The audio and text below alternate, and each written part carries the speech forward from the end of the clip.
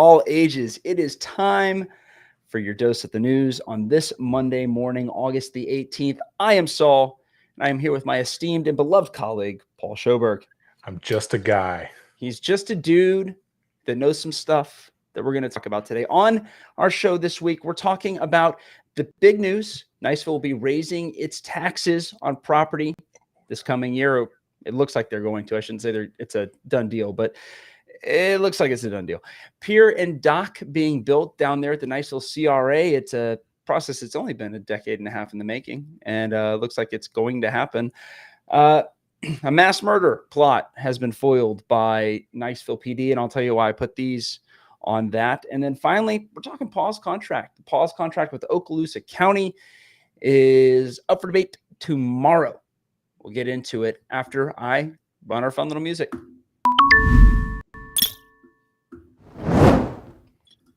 Well, like I said, I am Saul and he is Paul, and we bring you the news here on Mid-Bay News is Paul and Saul. We can't do that without your help, so make sure that you subscribe. midbaynews.com/newsletter is where to do that. Paul, how you feeling today, man? Man, I'm doing better than I deserve. It was a good friend of mine's birthday this past weekend. Well, Saul, whoever that is, I hope that they had a wonderful birthday and nobody else finds out about the day of my birth. Getting into it, first and foremost, the Niceville City Council is in the middle of its budget hearings right now, or not right now, but in this period of budgetary concern. And it looks like they're going to raise the millage about $500,000, not about $500,000, exactly 1/2 of $1 million. What does that mean for you, the humble homeowner? Well, if you own a house that's worth, according to the property tax appraiser, about $500,000, and just to give you a rule of thumb, property tax appraiser typically guesstimates it low. So if you have something you bought for $500,000, it might be rated for something lower than that. It's about $200 a year. So we're talking, or $20 a month, $360 a year. So that's not a small chunk of change, but in exchange, they're going to get the ball rolling finally on a sports complex over here, possibly in the Mullet Festival area. Paul, initial thoughts, my friend? Well, I mean, raising the millage rate and raising taxes is never a fun thing. I think they're going to catch some heat for it. But, you know, I've been going to some of these meetings. I've been going to the town halls, and people are just begging for certain things to be built in this town and for the city to do it. Yeah. And so if we want a sports complex, if we want better fields, we're all going to have to chip in together to make it happen. Yeah, and so I'm planning on releasing this story to our website, midbaynews.com, hopefully this afternoon or this evening.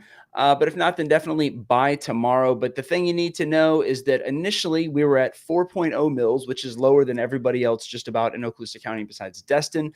But Destin, of course, has very high property values and therefore doesn't need to tax as much.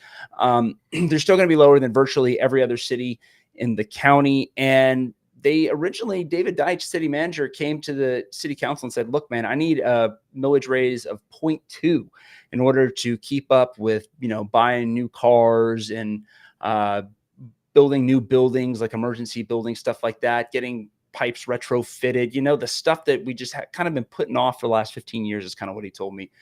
And they said, okay, well, we understand that. And we're definitely going to take a hit, you know, from people being mad about it online and on social media. Those are the same thing, or in person at meetings or in the ballot box. What is it going to cost us to get this sports complex built? And he said, look, guys, I'll do what you want.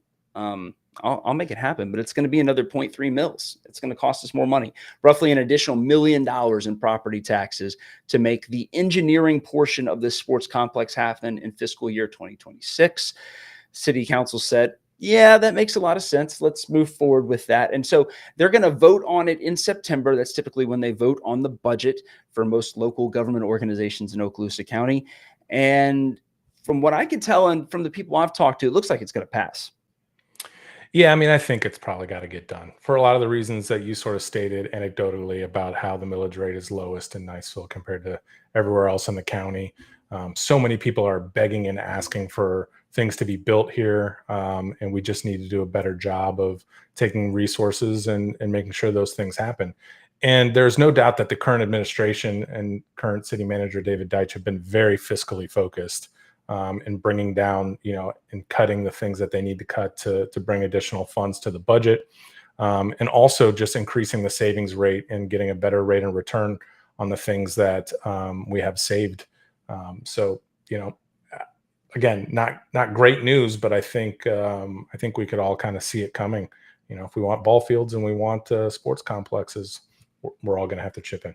Yep. And moving a little bit away from the proposed sports complex, but still within city limits, the Niceville CRA and the city council voted to move ahead with the first phase of the Niceville Landing project. So that's that downtown project that they've been wanting to do for almost 15 years over there on Bayshore Drive. Well, after a year of hard work from former Deputy City Administrator Christian Schell, they have the money, the resources to go ahead and build the dock and the pier that are going to be the mainstay of that area.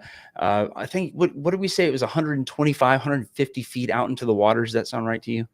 Yeah, that's about right. And it's going to have access for boat docking. They're going to allow some fishing and some other activities off of it. It's going to be a prime spot for people to take photos, wedding photos, graduation photos. It's going to be an area for Ruckle Choir and Niceville High School Choir to congregate and sing and have space for people to hear them publicly. So I think it's fantastic. I'm glad that it's coming. I'm glad that we got funds from all sorts of different sources to cover the cost of it. So this is free and clear of the millage rate increase that we talked about just a segment earlier. The funds for this have already been allocated. It's not included in that. I think this is great for Niceville and is exciting. So I think it's going to take probably 10 to 11 months before it's open. But I think it's going to be awesome. Well, the thing that I think is most exciting about this, right, is that we actually got tourism money, and I'm pulling it up so you guys can actually see the docket for that day. We're getting tourism money and CRA money, so money that has been raised from that area where this project is going to come down to about $3 million worth of money, and then a little bit from the state of Florida's boater improvement program. It's going to look like this. This is the first little piece of it with a dock and the pier. It's going to be able to dock 6 boats, lots of architectural drawings, renderings, and such that will be done. They say, according to the city council briefing that we got at that city council meeting just last week, that it's going to take 270 days. That's the amount of time the contractor has to actually do the product. Once all the paperwork's been signed off on, city manager David Deitch told the city council, look, it's going to probably take us 30 days to finish up the final information, paperwork, tomfoolery. So the beginning of next summer is when this dock and pier will open. A fortuitous occurrence. If I were to plan it, that's how I'd do it. Yeah, I mean, it's great timing for it. It looks like it's going to be made of that kind of material where if we had a storm or whatever and the water rose, it would go through the material and not bust boards off. Mm-hmm. So I think that's super interesting too. That stuff's a little more expensive, but we don't want to have to rebuild the dock every 5 to 10 years. Yeah, it's way cheaper to just have it more sturdy, right? That's right. Yeah, that's right. No, this is great. This is exciting. And 10 months from now, it'll be available for everybody to walk across. So and that's great. To remind everybody, this is part of a 3, 4, 5 phase plan to build a downtown in Niceville. It's something that we don't really have here. And a lot of people think could be holding us back. A lot of city planners see the urban center as something that they need in order to build a more full city. So in terms of urban planning, big win. But if you need a big win, and maybe even in the courtroom, you can talk to Lisa Patel. Lisa Patel is someone who focuses on contracts and things of that nature, final wills. She's an incredible attorney, and she sponsors this program and gets this news to you. So if you need help, Lisa can help. That's the Patel Law Firm. You can check them out where she's over there in Blue Water Bay, and it's lyp-law.com. So the next story that we need to talk about is this so-called mass murder plot that made went just about everywhere in Niceville last week. We put the story up, and it made the rounds pretty quickly to the point where our servers were having a hard time keeping up with everybody that was clicking on this story. Long story short, Niceville Police Chief Marquez told the city council that they foiled a mass shooting plot, more than likely is how he phrased it.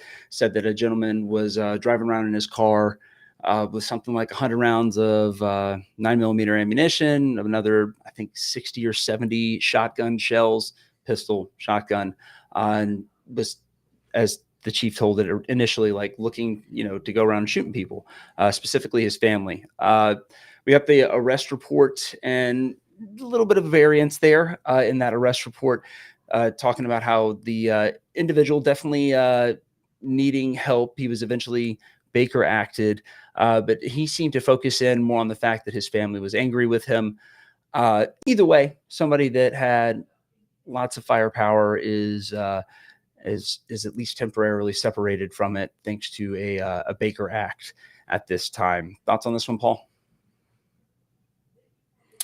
Yeah, I mean, no one's ever going to really know what this gentleman's true, purpose for being out in the car with all that weaponry really was. But I mean, kudos to Niceville Police Department for handling that situation quickly and swiftly.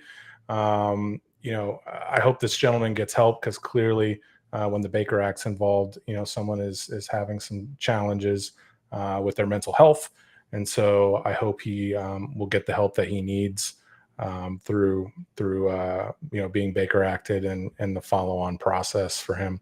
But yes, I really hope that we did foil something, and that we stopped something bad from happening. Yeah. And then moving on from that to PAWS. PAWS, of course, has been in the news. I don't want to say ad nauseum at this point, because that feels mean. But we've had a back and forth between PAWS, the Panhandle Animal Welfare Society, which provides animal control to a lot of cities in Okaloosa County. And those cities have said that what you've asked us to pay for this year is exorbitant. We're not going to do it. Niceville is one of those cities. They have an agenda item tomorrow with Okaloosa County.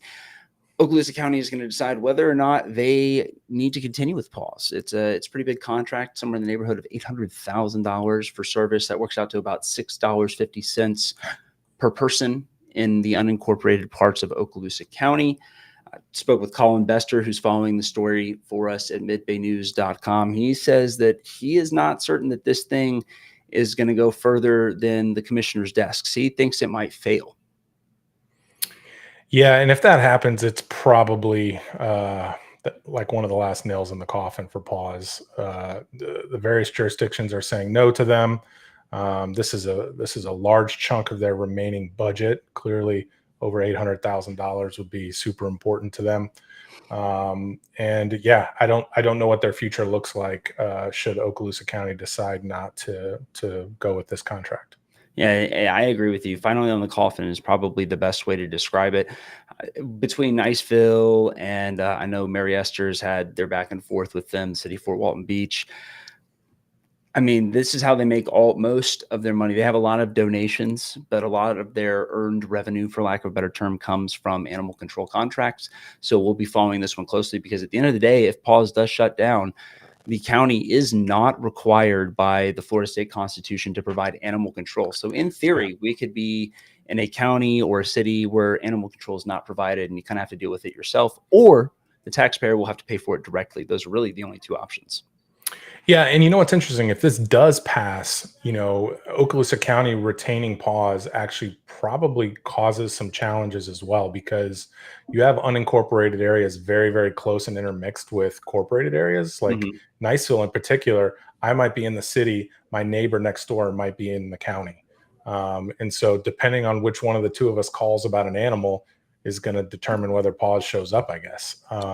So that could be super interesting too, even if it passes.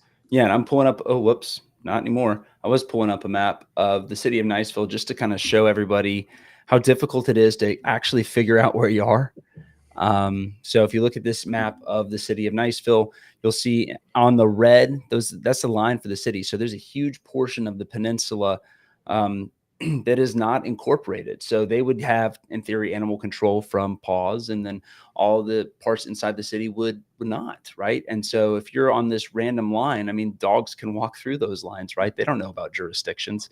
And so this thing is quickly going to become a mess if there's not a unified or at least understood distinction between the city and the county and who's picking up these animals, stuff like that. I mean, we are in for hurting if we're not careful. Well, if you are in hurting for something like a new house, Steve Shutt, local mortgage lender, he is the guy for you because you can find him. You can see him in the Publix and holler at him if he doesn't do a good job, which he will do a great job. But just having the fact that you can reach out and touch somebody, same thing with Mid-Bay News. You can find me in the Publix and give me a what for whenever I mess up. That's okay.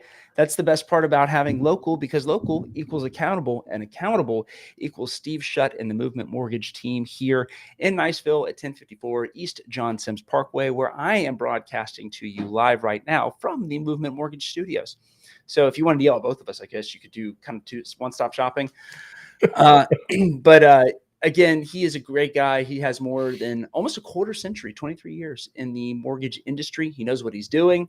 And plus, every single mortgage that they lend, they do good stuff. So they start charter schools in places that are underserved. They do mission trips to places that need help. I think Steve just got back from a mission trip to Puerto Rico a couple months ago. And before that, he was in El Salvador. So they go out and they build stuff and they do stuff. So every time you get a mortgage with Movement Mortgage, they use that money to go help other people, which I think is pretty cool. Well, here's what some people don't realize. There's a huge value in using a local mortgage broker. It's trusted by the local agents around. Steve's got 100% success in closing transactions on time. And if you go to with an internet mortgage lender, who knows? And you and your agent don't have a person you can physically go and throttle to get the funds there on time for closing. So, there's definitely a huge advantage with going with Steve Shutt of Movement Mortgage. Exactly. Well, back into our second section, a look ahead and what is on our radar this week. Two big things I want to make sure that you guys know about. Thing number one, Dylan DeShane, the individual accused of murdering Mike Ledford in February of 2024, is going to be in a Nelson hearing tomorrow in front of Judge Lacey Clark Powell. And if you are like me and had never heard of a Nelson hearing before, don't you worry. I got you. Because I went and read the law books on what a Nelson hearing, and basically this is what it is. Nelson hearing says, my attorney is incompetent and I need somebody else. And just based on the feedback that we got on this story last week from the comment section, there's more than one person that thinks that about his attorney, Michael Weinstock. Fair or unfair, that is what the comments say. I'm not coming out and saying anything because I don't want to get sued because I attacked a lawyer. Yes, but I'm just a guy. Yeah. So listen, Dylan definitely needs a new lawyer. Is he going to get one? I'm not certain. I almost certainly doubt it. Yeah, every single time Dylan goes up in front of a judge to seek something on his own behalf, or or his stand his ground rights, he's been thwarted at every angle, and I just would be shocked if Dylan was able to build enough of a case for himself to be able to fire his lawyer. Although I am one of the people who thinks that Dylan should have been out of jail by now, based on the evidence that's been seen in public anyway.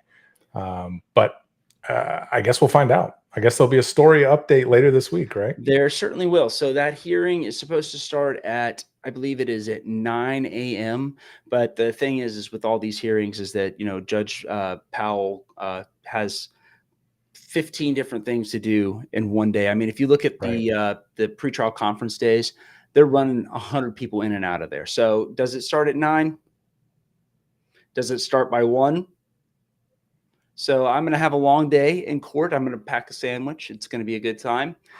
And I will have some information for you, hell or high water, tomorrow on this case. But he is looking to fire his attorney. You'll remember his attorney filed another motion. April 2nd is when the hearing was, and I only remember that because that's Abby's birthday, to have the case dismissed for stand your ground reasons, and that was not successful. So we're continuing on, but it does look like this case is gaining traction in terms of being heard and moving forward. So it's been a year and a half, which means that we're hopefully closing in on getting some resolution in this case.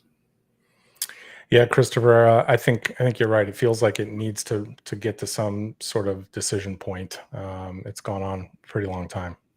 Yeah. And then the last thing I'll add for our look ahead is that final approach to game day is starting this Friday, guys. I'm doing all the prep work. I have been up late making graphics, like a little graphics tailor. I don't know, getting this things ready. So we have our final kind of rundown of everything. We have our boy Heath Rominger. He is going to be over in Tallahassee watching Niceville play Lincoln. He's going to get us a bunch of, hopefully, some really good interviews with coaches and players before the game. He'll be updating us on exactly what's going to be happening as we get ready for football at the first week of football. I mean, we got so many good games to talk to you guys about. I will be at South Walton Gulf Breeze. Gulf Breeze, of course, a district opponent for Niceville, probably the one that is going to be the most easy for the Eagles to defeat this year. Yep. South Walton hoping to make a playoff push this year. Pensacola Catholic always on the top of that district, followed by some version of Walton, South Walton, and Freeport. Those three teams, I have a lot of questions and a lot of exciting things to look forward to, a lot of positives on the field for all three of those teams. And then, of course, we got our boy Colin Bester, who's going to be over in his old stomping grounds as a Milton High letter winner, watching Milton host the Crestview Bulldogs. So for all the people, some of the coaches included at Crestview High School that think we never cover them, boo-boo, you're wrong. So we will have someone there in force watching that game, giving us details and updates both before, during, and after the game. Is it because Niceville is going to be in Tallahassee at Lincoln that maybe you have a little more flexibility on where you so go? I was the switch. So it was either going to be me going to Niceville or me going to South Walton. And because Heath is doing us a hard solid and making sure that we're getting coverage over there, that frees me up to both host the show with Hunter Brock and final approach to game day, right? Because there's no guaranteed internet out there in Tallahassee. I don't have a place to sit down and do it. Sure. So that meant I was probably going to be doing Gulf Breeze, South Walton anyway.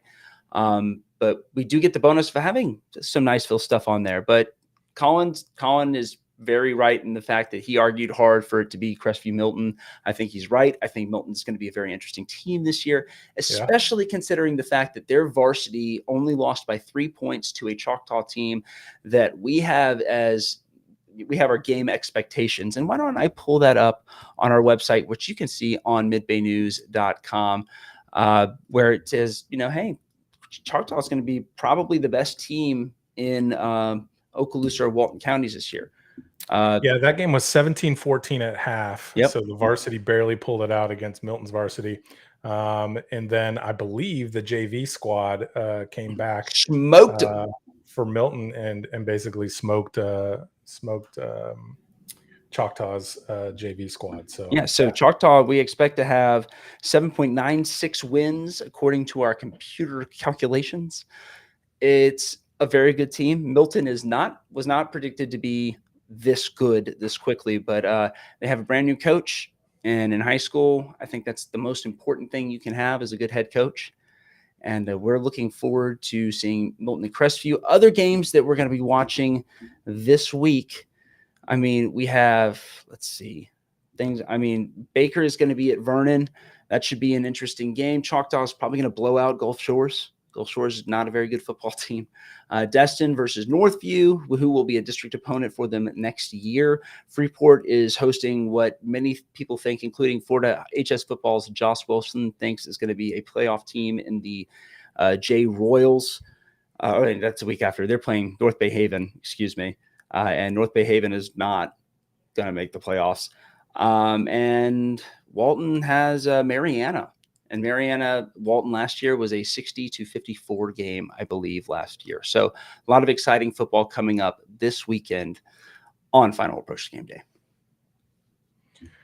Football season's in full swing. Let's go. That's exactly right. Well, we don't have any comments for this one because we do have some nice hats, though. We do have nice hats that we do need to thank what I would consider the best brewery in town. All right. And I could be biased, but nice. That's only because Bayou Pub's a tap room and not a brewery anymore. Well, and I'm willing to accept that. All right. By default, I'm willing to take that. But Niceville's Third Planet Brewing, I would argue to you is the OG of the microbrews here in Niceville. They have a new beer, Mullet Light, for all you guys and gals that are doing yard work. This is the official beer of yard work. It is light, it is crispy, it is refreshing. So I'm told. I don't drink alcohol anymore because of the fact that I might like alcohol a little bit too much. And so big win for me not drinking the Mullet Light, but for many other people who have a little more self-control, I would say an excellent selection to peruse. Absolutely. Third Planet is a staple in Niceville. Fantastic job for the community. Shout out to Tim McCool and all of his crew over there at Third Planet. And thank you so much for these nice hats. We will wear them with pride. Indeed. And so one comment from the show today that we're going to get to, Patricia Perez Torres says, where exactly will this, meaning the dock and pier, be? Hopefully not across from Blue Collar Cafe. Obviously, there has to be room for parking. Well, Patricia, that's exactly where it's going. It's going to be located across from Post 20 and Blue Collar Cafe. There will be some street parking there. Additionally, in the grand plan for the greater downtown area, there is additional parking that they're hoping to put in. But this is also an opportunity for folks to ride bikes, to walk, use the beautiful utility paths that we have to get there, and even arrive by boat. So there's lots of different ways to get there other than just driving a car. That's right. Well, those are the comments. If you have more comments, we want to hear them. Put them down there. We'll respond to them. I am militant in my vociferousness for response. I don't know if I use vociferousness correctly or if that's even a word. Either way, I'll do it. Well, I did very poorly on my verbal SAT, so I have a hard time believing that. Oh, I did. It was bad. Math is the only thing that got me into college. You do numbers good and other things good too? That's right. Well, for the guy who does words good and for the guy that does numbers good, please have an excellent week. And Paul, hit him with the one truth that we let them know